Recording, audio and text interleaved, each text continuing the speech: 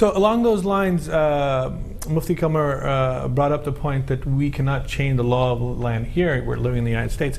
So is this really, as a Muslim, the law of the land, the United States Constitution? Do we take that as the primary law, or do we take the Sharia as the primary law? Well, as far as Sharia itself and as far as Islam, if you move to a foreign country where Islam is not the predominant religion and you accept to live there more than 3 days, you have to adhere by their laws, and you have to you are automatically in a pledge that you give to them for peace, security, and brotherhood, because they allow you to live amongst them for 3 years, even not by words or by signing the document.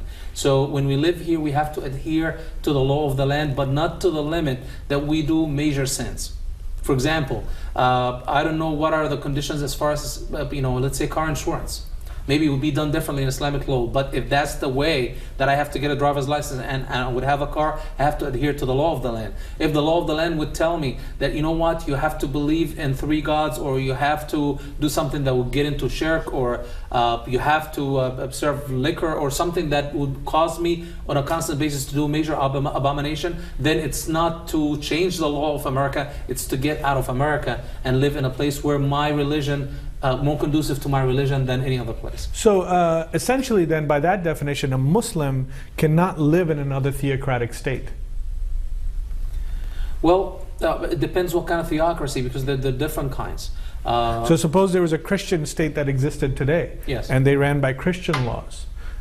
So could a Muslim live in that Christian state? Well, as a surprise for a lot of people, there's no Christian Sharia, there's no Christian law. Yeah. If you read the Bible, because in Christianity, leave to Caesar what is Caesar, and leave to God what is God. Exactly, but at the same time, I would take an example from the time of the Prophet ﷺ, Najashi, the king of Habasha, where the first early Muslims, when they were running away from persecution, Prophet Muhammad ﷺ said, go to that Christian king, he's a righteous person.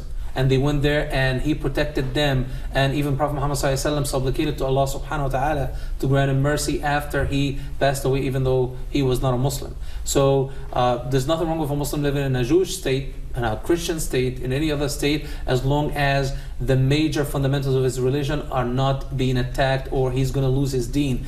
And dinuna huwa asmatu amrina, our deen and our religion is the crux of our matter. Thank you.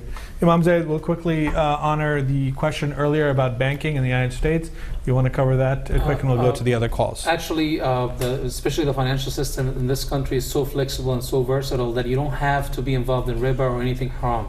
It doesn't force you to lend people with interest. It doesn't force you to have only a savings account. You can have an interest-free a checking account. It doesn't force you to work specifically for a company or a bank that the bulk of their money or your salary would be coming from riba. There's a lot of choices in this country, so financially you can live in America and be an excellent Muslim, and I do that. Otherwise myself, I would have been out of this country.